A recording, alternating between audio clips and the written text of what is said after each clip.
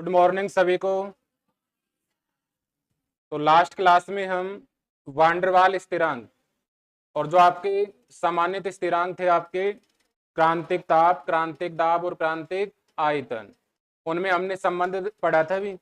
A B और are का मान निकाला था, टीसी पीसी और वीसी का मान निकाला था। क्लियर है।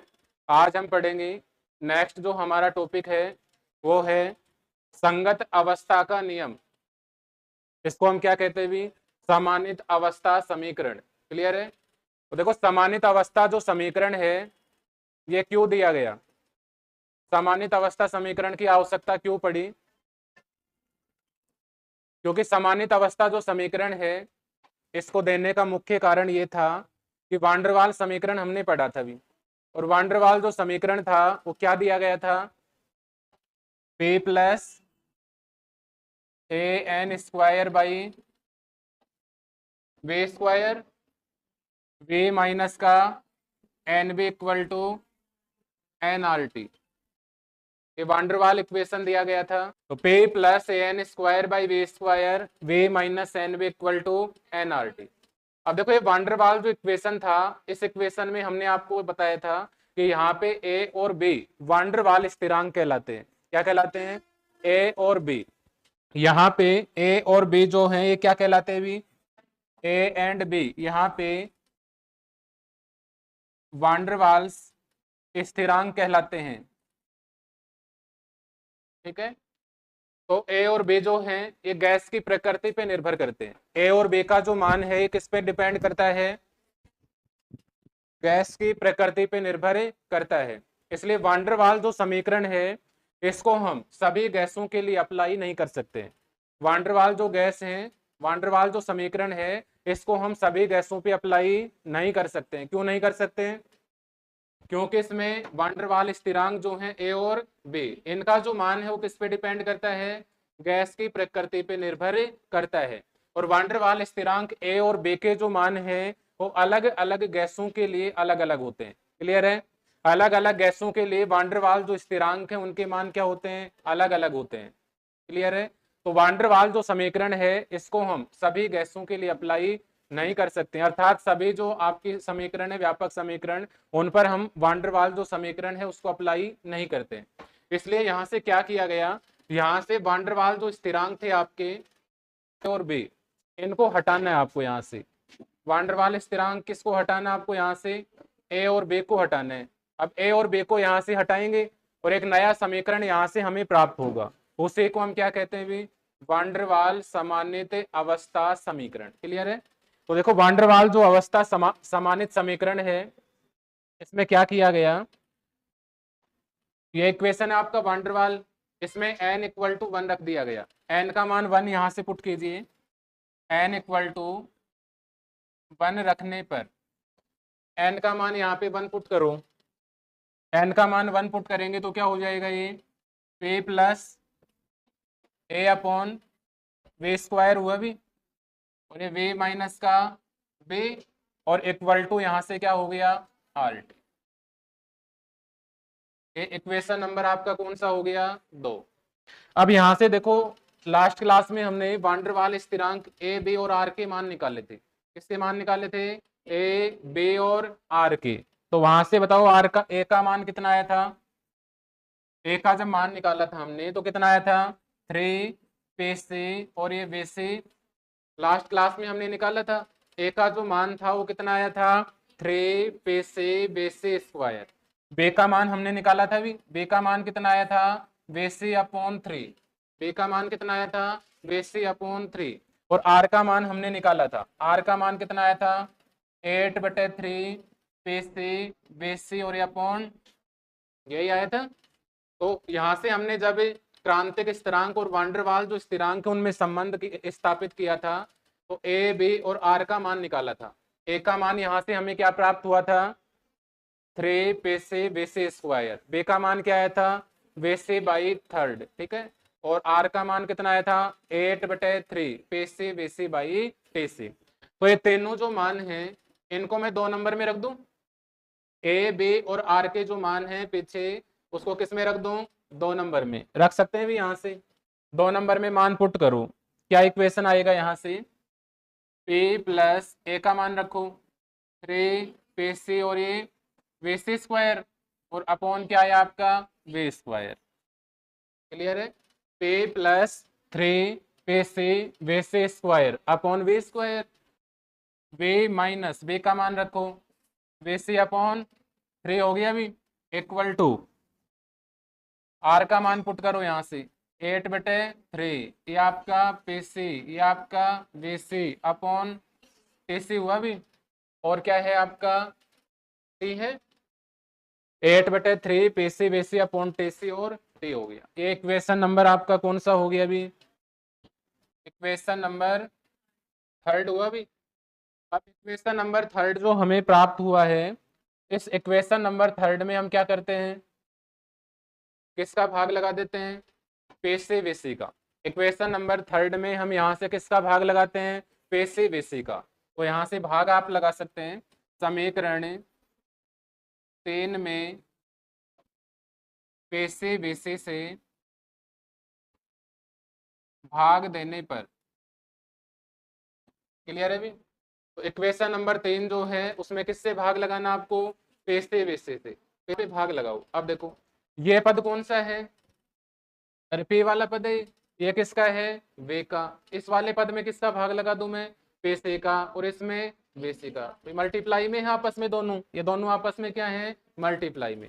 तो भाग लगाओ इसमें, यहां से जब भाग लगाएंगे इसमें पे से हो गया अभी पे अपॉन पे से प्लस का 3 पे से पे से कैंसिल, क्या बचा? वे से स्क्वायर अपॉन वे स्क्वायर, इसमें वे से का भाग लगाओ, क्या लिख सकता हूँ? वे अपॉन वे से माइनस 1/3 हुआ भी इक्वल टू इसमें लगाओ 8/3 और ये टी अपॉन। क्लियर है? पेशी वेसी से क्या कैंसिल हो गया? पेशी वेसी। ये इक्वेशन आया आपका। इक्वेशन नंबर कौन सा हो गया? ये 4 नंबर।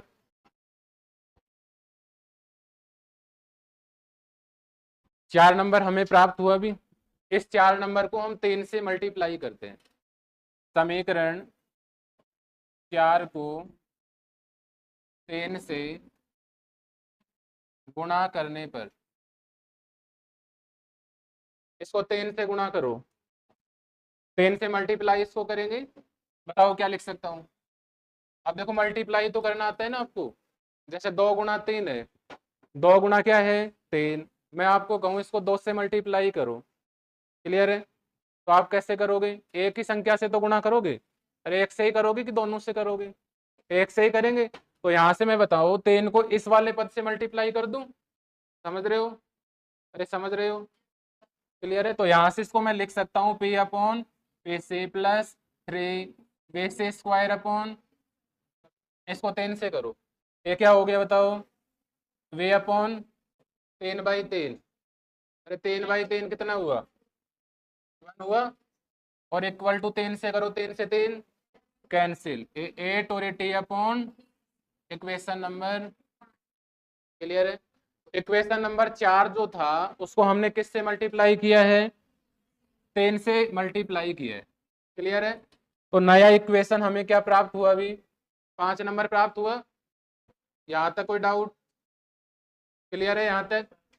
इसके बाद देखो आपको ध्यान रखना है, क्रांतिक जो ताप होता है, क्रांतिक जो ताप होता है उसको हम थीटा से डिनोट करते हैं। किससे डिनोट करते हैं भी? क्रांतिक ताप को किससे डिनोट करते हैं? थीटा से। थीटा का मान किसके बराबर होते हैं? टी अपॉन टी सी के। क्लियर है? क्रांतिक दाब को, क्रांतिक जो दाब होता है उसको हम किससे डिनोट करते हैं? पाई से करते हैं भी, और इसका मान किसके बराबर होते हैं? पे अपॉन पे से।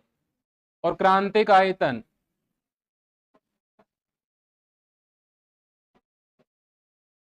क्रांतिक आयतन को किससे डिनोट करते हैं? फाई से। और फाई का मान किसके बराबर होता है? वी अपॉन वे सी के। तो ये ध्यान रखेंगे भी, क्रांतिक जो ताप होता है उसको किससे डिनोट करते हैं? और किससे, थीटा से। थीटा का मान किसके बराबर होता है, टे अपॉन टे से। क्रांतिक दाब को किससे डिनोट करते हैं, पाई से। पाई का मान किसके बराबर होता है, पी अपॉन पे से, ठीक है। और क्रांतिक आयतन को किससे डिनोट करते हैं, फाई से। फाई का मान किसके बराबर होता है, वी अपॉन वी से। क्रांतिक ताप को इंग्लिश में क्या कहा जाता है भी, क्रिटिकल टेम्परेचर। क्या कहा जाता है, क्रिटिकल टेम्परेचर। क्रांतिक दाब को क्या कहा जाता है, क्रिटिकल प्रेशर। और क्रांतिक आयतन को क्या कहा जाता है, क्रिटिकल वॉल्यूम। ये तीनों मान आ गए भी। इन तीनों मानों को इक्वेशन 5 में अप्लाई करना आपको। इक्वेशन नंबर आपका कौन सा हो गया, 6 नंबर हुआ भी। 6 नंबर को 5 में अप्लाई करो।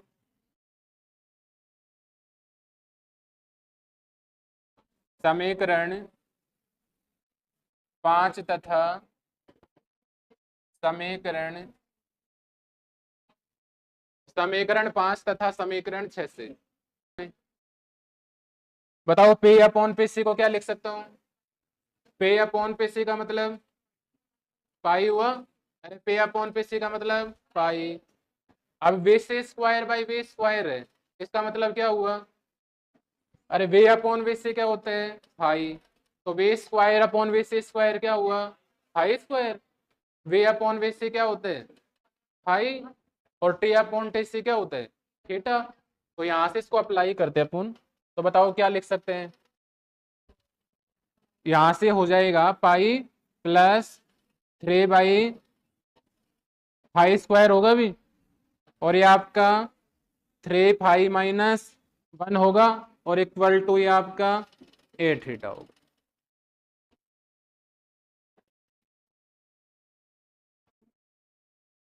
क्लियर है भी।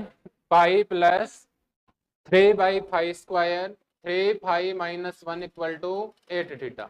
इस समीकरण को हम क्या कहते हैं भी, इस समीकरण को कहा जाता है सामान्यित अवस्था समीकरण।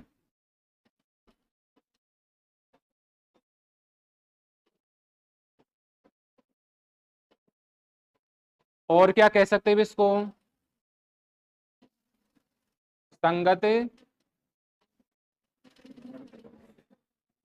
अवस्था समीकरण। ठीक है भी। सामान्यित अवस्था समीकरण या संगत अवस्था समीकरण। तो सामान्यित अवस्था समीकरण या संगत अवस्था समीकरण क्या होता है, पाई प्लस 3 बाई 5 स्क्वायर 3 पाई-1 इक्वल टू 8 थीटा। अब मेरे को यहां से आप बताएंगे, इक्वेशन आपको दिख रहा है, इस इक्वेशन में कहीं पे भी ए और बी के पद हैं क्या, और इसमें ए और बी के पद हैं क्या, क्योंकि हमने ए और बी का मान रख दिया था। ए और बी के मान हमने हटा दिए, ए और बी के मानों को हमने हटाया है। तो यहाँ से ये जो इक्वेशन है ये ए और बी के मानों पे डिपेंड नहीं है, ए और बी के मानों पर आश्रित नहीं है। इसलिए इस समीकरण को हम सभी जो वास्तविक जो गैसें होती हैं इन पे अप्लाई कर सकते हैं। ठीक है, इस पर सभी प्रकार की जो गैसें होंगी उन पर इस इक्वेशन को क्या किया जा सकता है, अप्लाई किया जा सकता है। क्योंकि इसमें कौन से पद नहीं है, ए और बी के पद नहीं है। और ए और बी के पद होते तो इसको अप्लाई नहीं कर पाते, क्योंकि ए और बी का जो मान है वो किस पे डिपेंड करता है, गैस की प्रकृति पे निर्भर करता है। किस पे निर्भर करता है, गैस की प्रकृति पे। इसलिए ये जो समीकरण है ये व्यापक समीकरण कहलाता है। कैसा समीकरण कहलाता है, व्यापक। इसको हम सभी गैसों के लिए अप्लाई कर सकते हैं। क्लियर है, क्लियर है यहाँ पे। अब यहाँ पे आप मेरे को बताइए, यहाँ पे यदि पाई और थीटा का मान समान हो, पाई और किसका मान समान हो, थीटा का, मतलब दाब और ताप का मान समान हो, तो आयतन का मान भी क्या होगा, समान होगा भी। यदि यहाँ पे क्रांतिक ताप और क्रांतिक दाब का मान समान है तो क्रांतिक आयतन का मान भी क्या होगा, समान होगा। इसीलिए इस समीकरण को हम कहते हैं संगत अवस्था का समीकरण। कौन सा समीकरण कहते हैं, संगत अवस्था का समीकरण। पीछे क्लियर है, एक बार दोबारा से इसको देखेंगे आप, डाउट नहीं रहना चाहिए कहीं भी, है ना। देखो हमारा टॉपिक था संगत अवस्था समीकरण या सामान्यित अवस्था समीकरण। फिर संगत अवस्था समीकरण या सामान्यित जो अवस्था समीकरण है इसको समझाने के लिए हमने वान डेर वाल समीकरण लिया भी। और वान डेर वाल जो समीकरण है सभी गैसों पर समान रूप से लागू नहीं होता है। क्यों नहीं होता है, क्योंकि इसमें ए और बी के पद शामिल होते हैं। और ए और बी के जो मान है ये गैस की प्रकृति पे निर्भर करते हैं। अब वान डेर वाल जो समीकरण है इसको सभी समीकरण में गैसों के लिए इसको अप्लाई किया जाए, इसके लिए यहाँ से हमें वान डेर वाल स्थिरांक ए और बी के मानों को हटाना पड़ेगा। क्लियर है?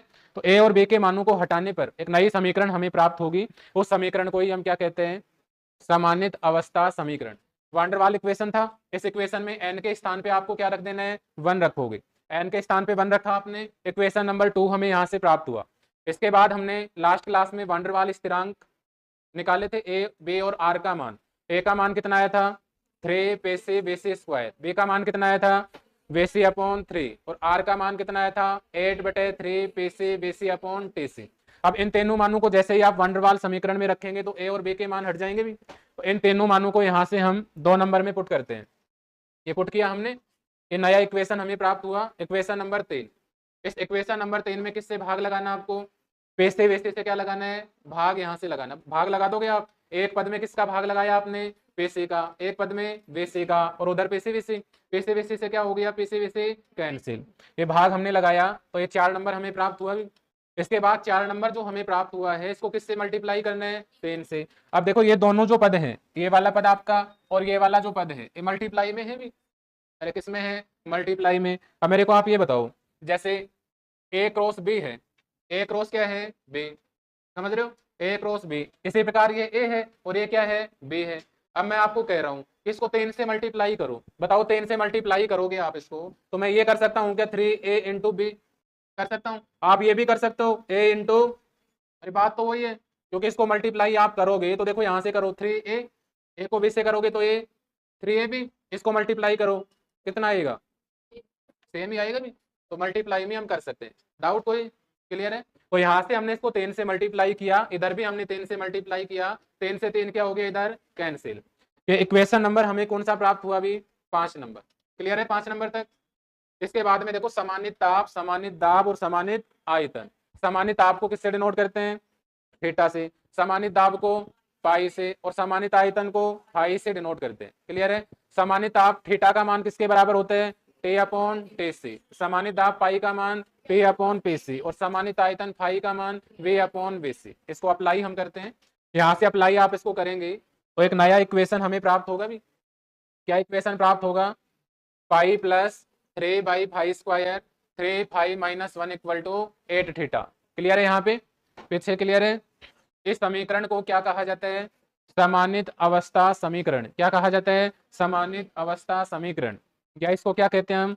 संगत अवस्था समीकरण। जहां पे पाई क्या है? समानित दाब है, थीटा क्या है? समानित ताप है, और फाई क्या है? समानित आयतन है। क्लियर है? अब यहाँ पे यदि समानित ताप और समानित दाब थीटा और पाई का मान समान हो तो समानित आयतन फाई का मान भी क्या होगा? समान होगा। इसीलिए इस नियम का नाम क्या पड़ा? संगत अवस्था का नियम। कौन सा नियम? संगत अवस्था का नियम। क्लियर है?